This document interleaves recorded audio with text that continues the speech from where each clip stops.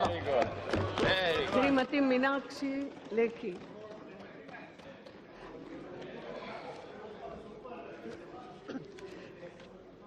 कभी दूसरों पर तनकीद मत करिए, तनकीद करने से पहले आईना अपने सामने रखिए। ऑनरेबल स्पीकर मैम, आज मैं आप सबके सामने खास तौर पे जो आईना भेजने की बात कह रहे हैं उनको आज आईना दिखाने का ही काम करने जा रही हूँ।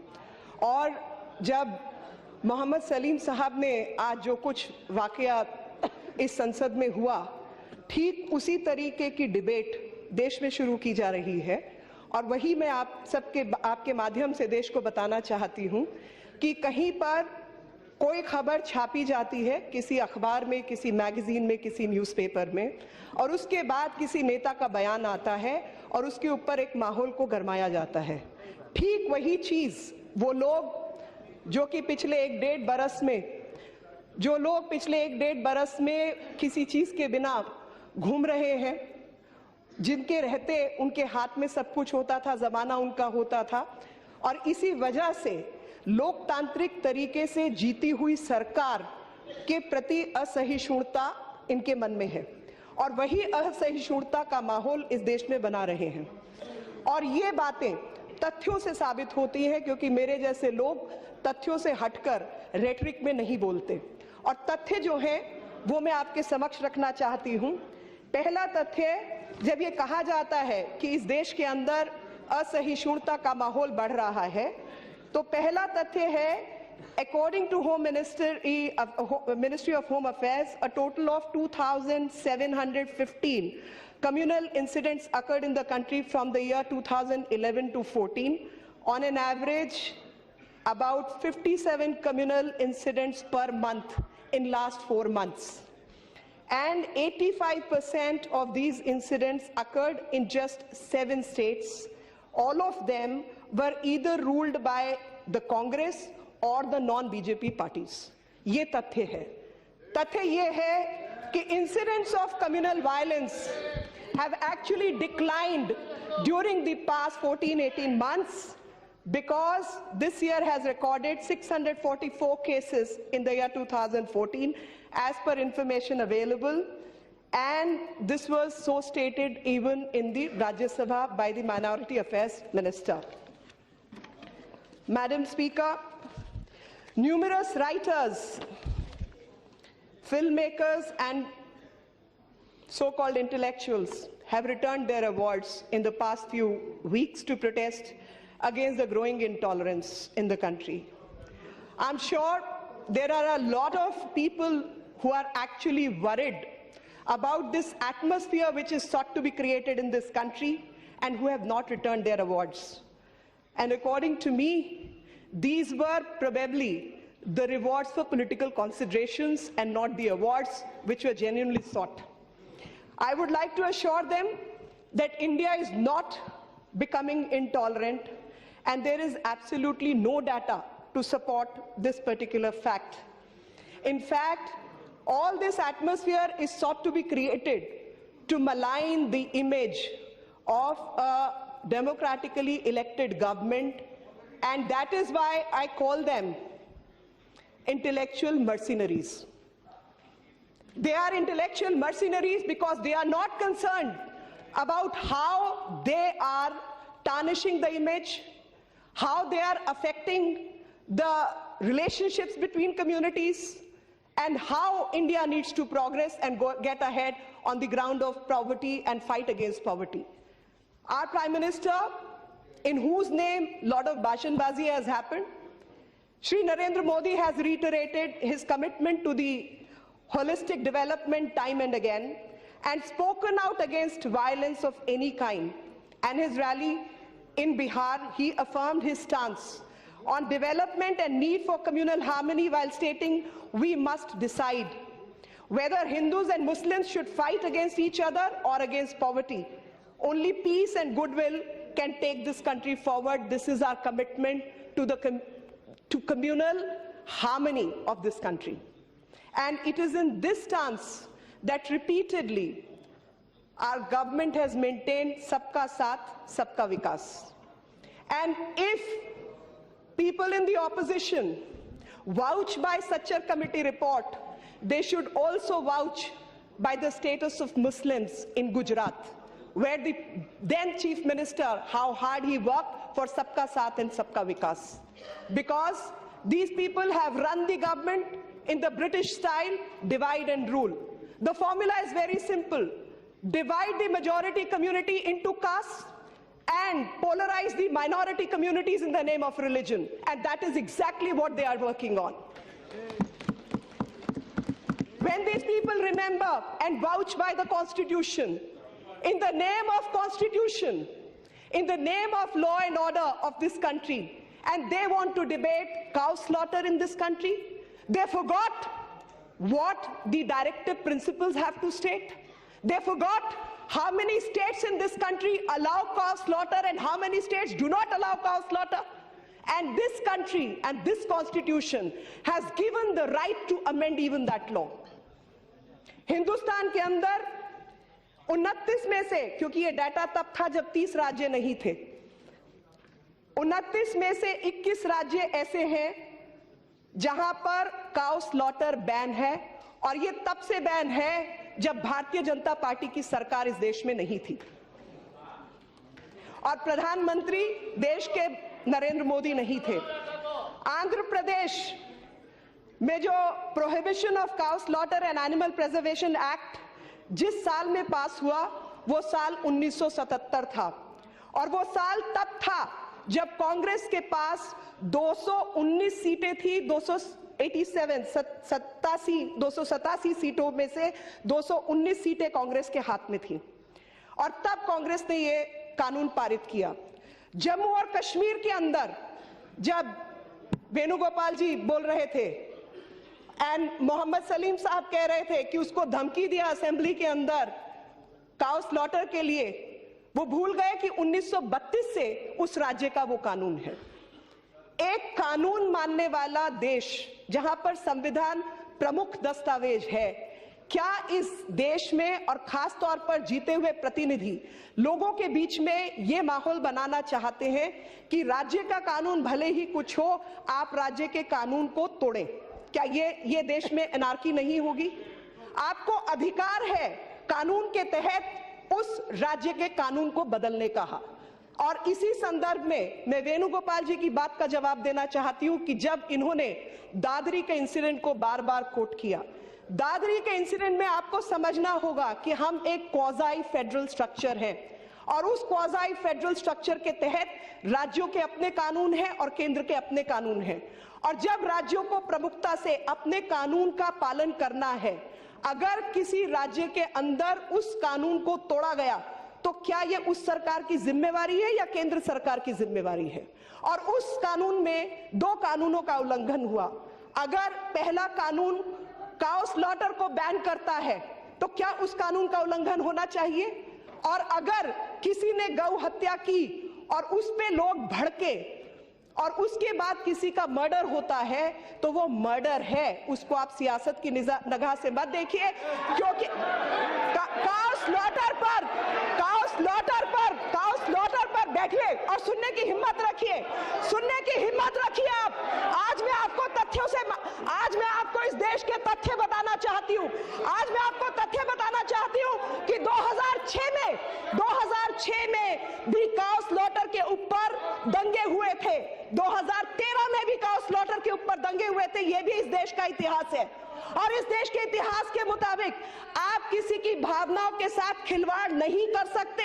आप चाहते हैं कि काउ स्लॉटर ना हो तो अपने राज्य का कानून बदलिए, और ये खास तौर पे कांग्रेस के लिए है जो कर्नाटका के अंदर लगातार इस तरीके की हरकत कर रही है। वो कर्नाटका के अंदर इस कानून को बदलने की हिम्मत रख के बदल के लेके आए। इस देश के अंदर जब दादरी जैसा हत्याकांड होता है और कानून व्यवस्था पर शक की निगाह जाती है और देखा जाता है कि पुलिस की कार्रवाई जो होनी चाहिए वो नहीं हो पाई और नहीं हुई, वहीं पर दिल्ली में उसी हादसे को दोहराने की कोशिश की जाती है।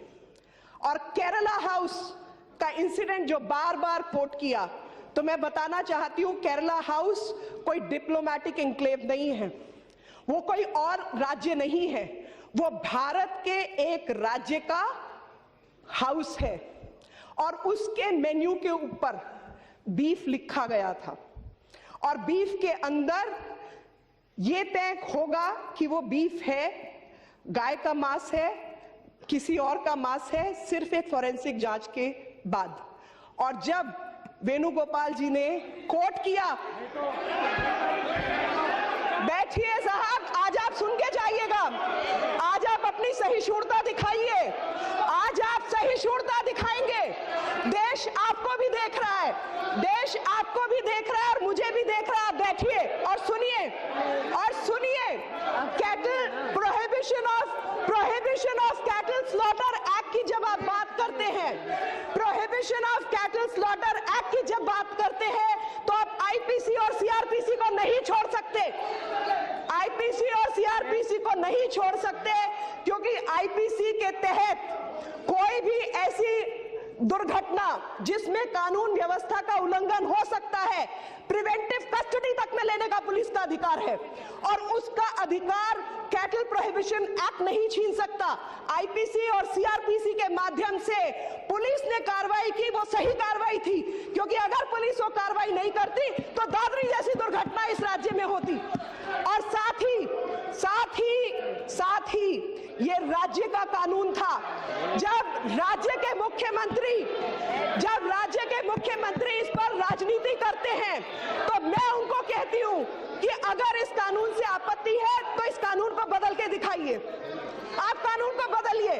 ये राज्य, ये देश कानून से चलता है, ये देश राज्यों के अधिकार से चलता है और ये देश केंद्र के अधिकारों से चलता है। हर बहस को, हर मुद्दे को राजनीति किया जा रहा है ताकि कहीं ना कहीं आप माइनॉरिटी के मन में खौफ पैदा करें। और ये पता चलता है हर चुनाव से पहले इस तरीके का हादसा किया जाता है और हर चुनाव से पहले इस तरीके की बेबुनियादी बातें की जाती हैं। और Kerala, madam, Kerala, I am an independent member of this house and I will express myself under right to freedom. And freedom of speech की जो बात करते हैं, please take it. freedom of speech की जो बात करते हैं, ये नहीं होता है, देखिए। freedom of speech की जो बात करते हैं, मैं उनको याद दिलाना चाहती हूँ, मैं उनको याद दिलाना चाहती हूँ कि freedom of speech was restricted by the constitutional amendment in 1951 by none other than Reverend, really highly reverential Shri Pandit Nehru. Pandit Jawaharlal Nehru restricted freedom of speech because there are always reasonable restrictions on freedom. And when people from the opposition constantly mocks and play with the sentiment of the community, then I again cite छुरी का, तीर का, तलवार का घाव भरा, छुरी का, तीर का, तलवार का घाव भरा, लगा जो जख्म जबान का, रहा हमेशा दर्द। और ये लगातार जो जख्म इस देश की आत्मीयता पर कर रहे हैं, वही दर्द हम लोगों की जबान से बयां हो रहा है, वही दर्द कि in the name of secularism, in the name of tolerance, the kind of humiliation which has been which the majority community and others are subjected to, who are law-abiding citizens of this country. बहुत सारे लोगों की अमीरी, आपने अपनी बात बोली, बैठिए। बहुत सारे लोगों की अमीरी इस देश की असहिष्णु जनता से हुई है और वो लोग 13 states, and I'm coming back to the data of West Bengal and Kerala because two of my friends have quoted certain data. So one data is in Kerala, 2010, Professor T.J. Joseph. And Professor T.J. Joseph's hand was chopped off for making a question paper. No award Vapsi. No award Vapsi happened at that time. On 1st December 1999, Jay Krishnan, Master Jay Krishnan was killed in front of his students. And Mokeri East School, and it was not less than Kalburgi or Pansare's case. And in case of Kalburgi and in case of Pansare, let me remind my friends that this happened when Congress was in power in those states. And now also, they continue to be in the state, in the Karnataka. Maharashtra, Dabolkar.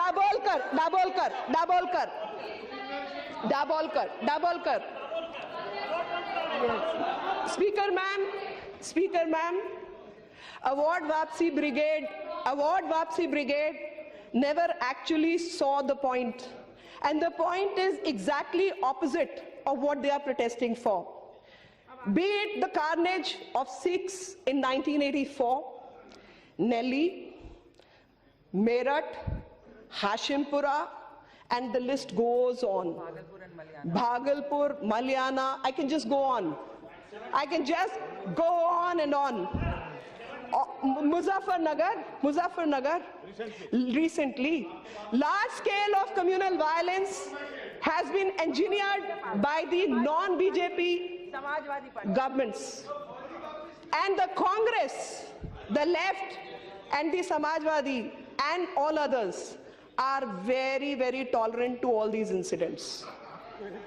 And their tolerance is so very well enhanced and spoken about, because on one side they wrote about and spoke about Dadri, but they did not care to even mention Moodbidri.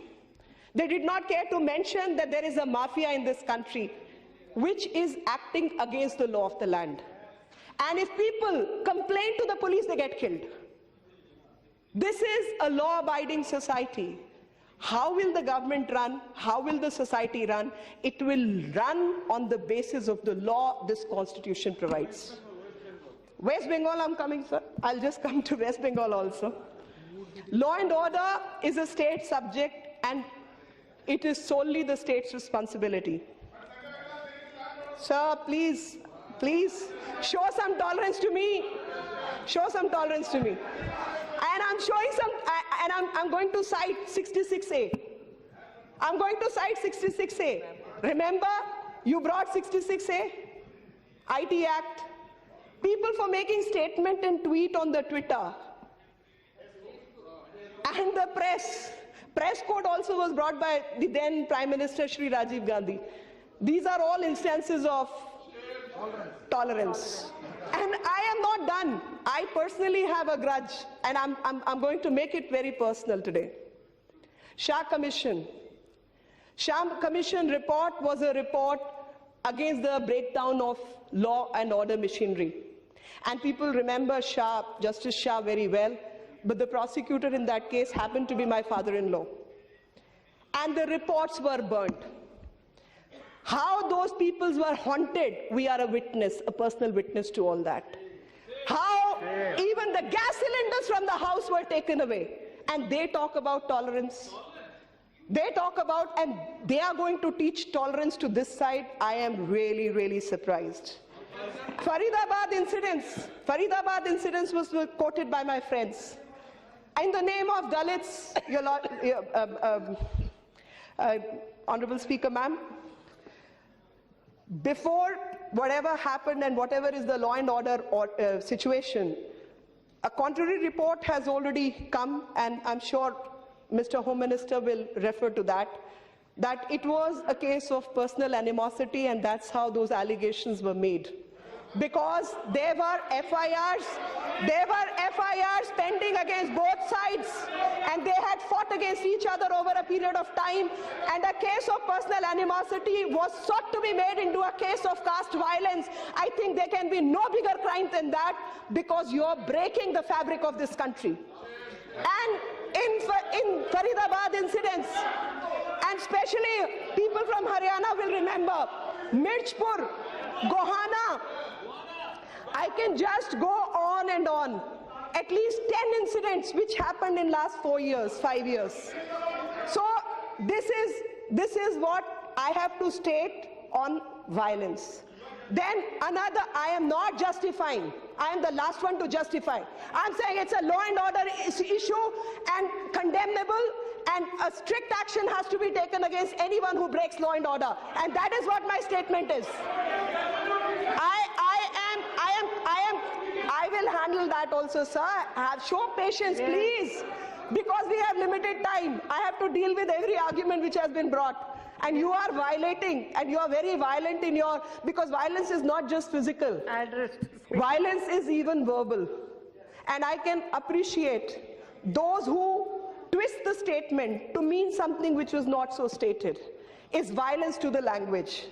And violence to language needs to be exhibited and needs to be spoken about. People like me will say this country has respect even for dogs. Because this country, maximum people believe in non-violence and are temperamentally. I mean, I have nothing against those who eat non-vegetarian food. Absolutely not. It's a personal choice. But most people believe, whether it's a dog or it's an ant, life is precious and life needs to be respected.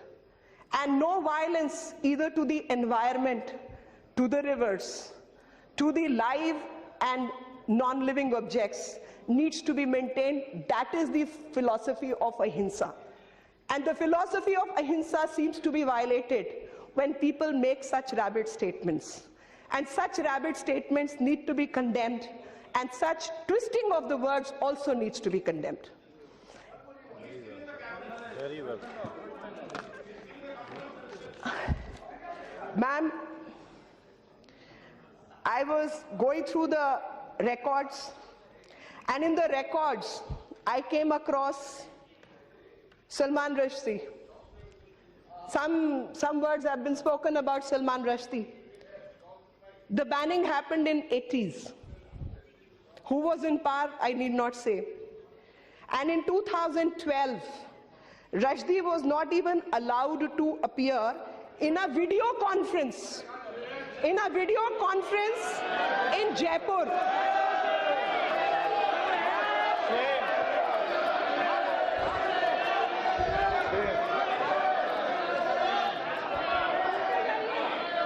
In the year, Madam Speaker, 55,408 लोग मारे गए 1977 से 2009 के बीच waste Bengal के अंदर। Waste Bengal में किसका राज था और किस तरीके के ये सेक्युलर मर्डर्स थे, इस पर भी कुछ रोशनी डलनी चाहिए, क्योंकि सेक्युलरिज्म के नाम पर मर्डर्स होते रहेंगे इस देश में, लोगों को बांटा काटा छाटा जाएगा और लोग विकास की, पढ़ाई की, महिला सुरक्षा की, भोजन की, मैल न्यूट्रिशन की बात ही नहीं करेंगे, क्योंकि ठीक चुनाव से पहले इस तरीके की खबरें अखबारों में, किताबों में डाली जाएगी और उसके ठीक 2 महीने बाद या कुछ समय बाद जब तक तहकीकात होगी एक छोटी सी अपॉलॉजी आ जाएगी और तब तक वो मुद्दा तो भुनाया जा चुका होगा। ये इस देश की असलियत है। इस देश की असलियत है कि भारतीय संविधान के मुताबिक जो क्वाज़ाई फेडरल स्ट्रक्चर की बात मैंने कही थी, उसी क्वाज़ाई फेडरल स्ट्रक्चर में 13 राज्य हैं जहां पर कांग्रेस पावर में थी और जो कैटल स्लॉटर के खिलाफ जो कानून है वो लाया गया और डायरेक्टिव प्रिंसिपल्स में भी मिल्च और ड्राउट एनिमल्स के खिलाफ बात कही गई। उसका जो इकोनॉमिक एंगल है मैं उसको मैल न्यूट्रिशन से जोड़ना चाहती हूं। जब किसी बच्चे को बढ़ती उम्र में खुराक की जरूरत होती है तो उसका जो प्राइमरी सोर्स है कैल्शियम का, प्रोटीन का, वो गाय, भैंस और मिल्क एनिमल्स का दूध ही रहता है। और वो किसी के धर्म को लेकर नहीं उसमें कोई डिस्क्रिमिनेशन करता, और उसी इकोनॉमी का हिस्सा है कि एक गरीब देश जहां पर गरीबी है, भूखमरी है, मैल न्यूट्रिशन है और भोजन की व्यवस्था अपने आप में बहुत दुश्वार है, और लगातार जो परिवार है उनके खेती के जो प्लॉट साइज है वो छोटा होता जा रहा है, और लगातार उसमें फर्टिलाइजर्स डालने के लिए आपका खर्चा खेती का कहीं बढ़ता जा रहा है। परिवार में पुरुष, खासतौर पे क्योंकि बिहार का उदाहरण बार बार दिया जा रहा था, पुरुष काम करने के लिए राज्य से बाहर आ जाते हैं और महिलाएं पीछे अकेली रह जाती हैं बच्चों की देखभाल करने के लिए। तो अगर घर में गाय, भैंस, कोई जानवर हो तो उसके गोबर से खाद का इस्तेमाल, गैस, गोबर गैस का चूल्हा और बच्चों के लिए दूध, घी, मक्खन का इंतजाम किया जा सकता है। और ये सीधे तौर पर एग्रो इकोनॉमी से जुड़ा हुआ प्रश्न है। ये मैं नॉन रिलीजियस, इररिलीजियस लोगों के लिए कह रही हूँ। जो धर्म में एक तरह धर्म के आधार पर इस को मान्यता देते हैं तो वो धर्म के आधार पर दे लें, लेकिन जो धर्म के आधार पर इसको मान्यता नहीं देना चाहते, सोच उसकी कहीं ना कहीं एक सुखमय जीवन की है, खास तौर पे किसी भी गरीब परिवार के लिए। और उसी से जुड़ा हुआ मुद्दा है कि directive principles of state policy, क्योंकि जब संविधान पर भाषण हुआ तो लगातार डायरेक्टिव प्रिंसिपल का जिक्र इस सदन में हुआ और कहा गया कि किस तरीके से वो विजन का डॉक्यूमेंट है कि राज्य को इस दिशा में आगे बढ़ना है। वो कामयाब हो या ना हो, लेकिन इस दिशा में हमको आगे बढ़ना है। और काउस, मिल्क एनिमल्स के खिलाफ जो आवाज है वो हमारे संविधान के डायरेक्टिव प्रिंसिपल्स में कही गई है। उसी प्रकार से किसी भी व्यक्ति की मृत्यु को अगर उसकी धर्म या कम्युनिटी की निगाह से देखा जाता है तो वो बहुत ही serious law and order issue है। और मैं चाहती हूं कि ये सदन इस बात को बहुत गंभीरता से सुने और फेलियर्स को कभी भी कोशिश ना करे कवर करने की। कानून व्यवस्था का उल्लंघन किसी भी ऐसे राज्य के लिए जो धर्म और संविधान में विश्वास रखता है, वो किसी भी देश के लिए सबसे गलत होगा। अगर असहिष्णु माहौल है तो मैं इस बात से सहमत हूं कि वो असहिष्णु माहौल वहां पर मौजूद है जो भारत के बहुत नजदीक के कई ऐसे देश हैं जो कभी भारत का हिस्सा थे। वहां पर चाहे वो अल्पसंख्यकों की गिरता हुआ स्तर हो या संख्या हो, वही अपने आप में बताएगा कि भारत किस तरीके से सहिष्णु मुल्क है, देश है, जिसने लगातार इन बातों को एक साथ रखा। चाहे वो पाकिस्तान का उदाहरण दिया, अफगानिस्तान का उदाहरण दिया, बांग्लादेश का उदाहरण दिया, ये तमाम उदाहरण बिल्कुल सही उदाहरण है। और मैं एक और बात का जिक्र करना चाहती हूं और वो जिक्र है इस देश की मान्यताओं का, अस्मिताओं का। और जब संविधान की बात हुई तो जिक्र में आया कि संविधान जो है वो उसकी शुरुआत होती है आजादी की लड़ाई से और कहीं ना कहीं आजादी की लड़ाई उसमें रिफ्लेक्ट होती है। मेरा ये मानना है कि इस देश का इतिहास बहुत पुराना है और इस देश का इतिहास 1200 वर्षों से भी अधिक पुराना है। और इस देश के इतिहास में एक परंपरा थी और वो परंपरा थी कि जब भी राज्याभिषेक होता था तो जो भी राजा बनता था वो मुकुट पहनने के वक्त ये कहता था, अहम अदंड दोषी, अदंड दोषी, अदंड दोषी, यानी मैं सबसे ऊपर हूं और मेरे से ऊपर कोई और नहीं है। 3 बार वो ऐसा कहता था। लेकिन जो पुरोहित होता था, राजपुरोहित, वो उसके सर में एक छोटा सा डंडा जिसको कहा जाता है वो 3 बार मारता था और कहता था, धर्मदंड दोषी, धर्मदंड दोषी, धर्मदंड दोषी। यानी आप धर्म से ऊपर नहीं है और आप धर्म आपको भी कंट्रोल करेगा। इस संसद का धर्म यहां का संविधान है और संविधान और कानून का उल्लंघन करना किसी भी राज्य के हित में नहीं हो सकता। और लगातार इस देश में जो माहौल बनाया जा रहा है वो कानून के विरोध में माहौल बनाया जा रहा है। जिन विषयों को, जैसे मैंने कहा, अमेंडमेंट का अधिकार इस संसद के पास है और अमेंडमेंट का अधिकार किसी राज्य की लेजिस्लेटिव असेंबली के भी पास है। अगर आपको बहस करनी है और ऐसे किसी मुद्दे पर बहस करनी है, आप कानून व्यवस्था के तहत उस कानून व्यवस्था को बदलने के लिए बहस करें और अगर आप बदल सकते हैं तो आप उसको बदलें। लिटरेचर फेस्टिवल्स में जो लोग जाकर इस पर भाषण करते हैं, उनसे मेरा आग्रह रहेगा कि वो अपने राज्यों को, जो उनकी पार्टी द्वारा शासित राज्य हैं, उनको आदेश करें कानून व्यवस्था को बदलने की। उसी प्रकार से एक मुख्यमंत्री जी, उन्होंने कहा हिंदी भाषियों को बाहर करो, और हाल ही की बात है। मुझे लगता है कि जो यहां पर भाषण करते हैं भारत के इंटेग्रिटी को लेकर, नेशनल इंटीग्रेशन को लेकर, वो कम से कम भाषाओं के नाम पर लोगों को बांटने का काम ना करें। उसी प्रकार से बिहार का उदाहरण बार बार दिया गया। बिहार का जब उदाहरण बार बार दिया गया, बिहार का उदाहरण जब बार बार दिया गया तो बिहार के उदाहरण में बहारी शब्द का इस्तेमाल हुआ।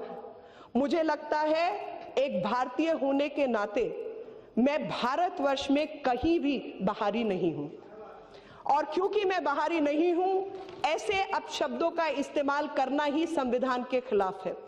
और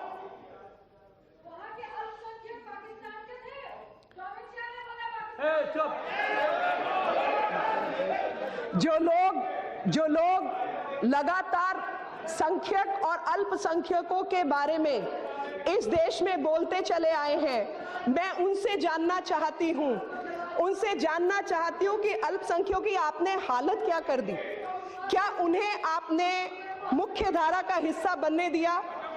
क्या उनकी महिलाओं के खिलाफ जब काम हो रहा था, और मैं आपको ये डाटा के साथ बताना चाहती हूं कि 70,000 महिलाएं जब आपको कहती हैं कि हमें, क्योंकि तीन मुख्य दिक्कतें हैं महिलाओं की। पहली दिक्कत है मेंटेनेंस की, दूसरी दिक्कत है शादी का स्टेटस, और जब देश का सर्वप्रिय मुख्य न्यायालय, सर्वोच्च न्यायालय, एक कानून व्यवस्था के तहत, संविधान के तहत एक सर्वोपरि न्यायालय एक केस के अंदर एक जजमेंट देता है, और आप एक मेजॉरिटी गवर्नमेंट है, और उससे पहले भी उस तरीके के जजमेंट आ चुके हैं। वो पहला जजमेंट नहीं था, तीसरा जजमेंट था।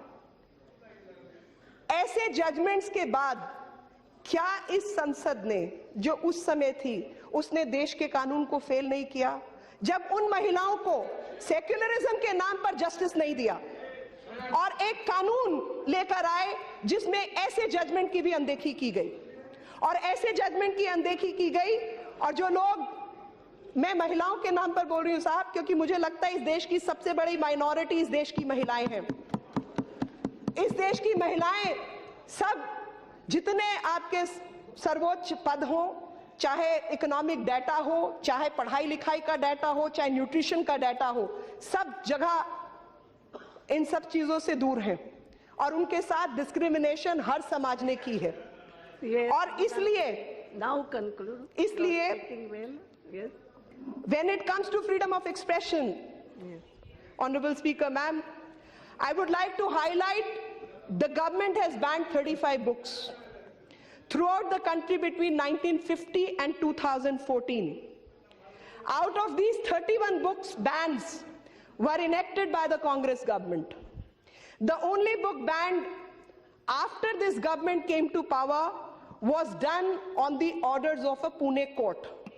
If the banning of the book is done to preserve harmony and public order, it will still be justified, but instances like banning M.O. Mathai's book, reminiscence of the Nehru age, Xavier Moro's Red Sari, Arthur Koestler's The Lotus and the Robert, Salman Rushdie's The Moor's Last Sigh show that some bands were inspired to preserve the image of dynasty, something that is purely an act of silencing criticism.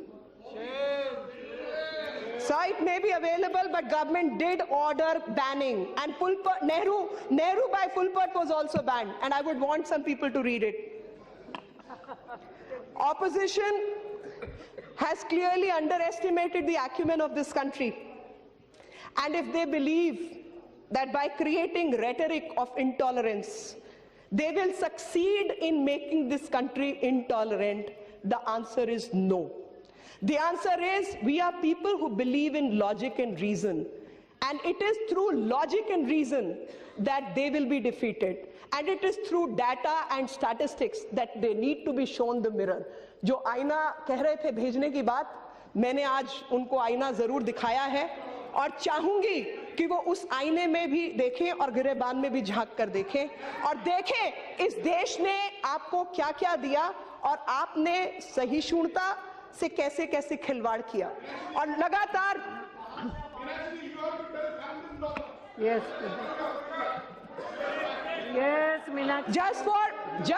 just for securing political agendas, a few things shall not be tolerated by Delhi और बिहार. दिल्ली का भी मैं आपको बताना चाहती हूं, जो बिहार में दादरी के इंसिडेंट्स को लेकर हुआ, ठीक उसी प्रकार से दिल्ली के चुनाव के ठीक पहले चर्च अटैक शुरू किया गया. और जब तथ्य सामने आए तो सामने आया कि चर्च से अधिक मंदिरों पर अटैक हुए थे और मस्जिदों पर हुए थे. लेकिन इस तरीके की हरकतें लगातार देश के ताने बाने के साथ खिलवाड़ है, और यही बात मैं अपने भारत के देशवासियों को बताना चाहती हूं कि आप इस खिलवाड़ का शिकार ना हो.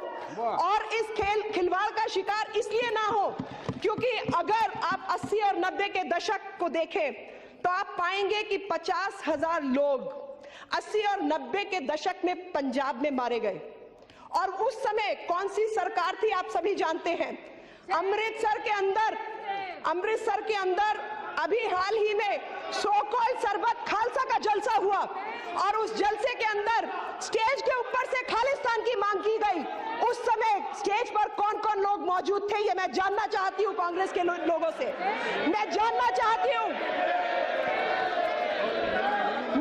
चाहती हूं कि जब इस तरीके की हरकत हुई तो उनके प्रदेश के नेतृत्व ने साफ शब्दों में कहा कि इनके खिलाफ कोई एक्शन नहीं होगा.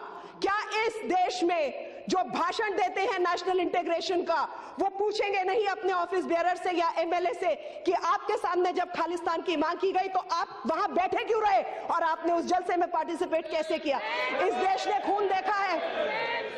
बहुत लोगों के बलिदान के बाद ये देश और ये आजादी हमें मिली है. और जब राजनीतिज्ञ इन सब विषयों से देश को भ्रमित करना चाहते हैं और राज्य के आधार पर इस पर रणनीति बनाना चाहते हैं, तो मैं उस राज्य की जनता से, इस देश के नागरिकों से, उन सब लोगों से जिनको संविधान और कानून में विश्वास है, कहूंगी कि हाथ जोड़कर करबद्ध आपसे विनती है कि कानून के तहत जो भी उस राज्य का नियम है कृपया करके उसका पालन कीजिए या उस कानून को बदलने की हिम्मत रखिए. बहुत बहुत धन्यवाद. श्री दिनेश त्रिवेदी जी.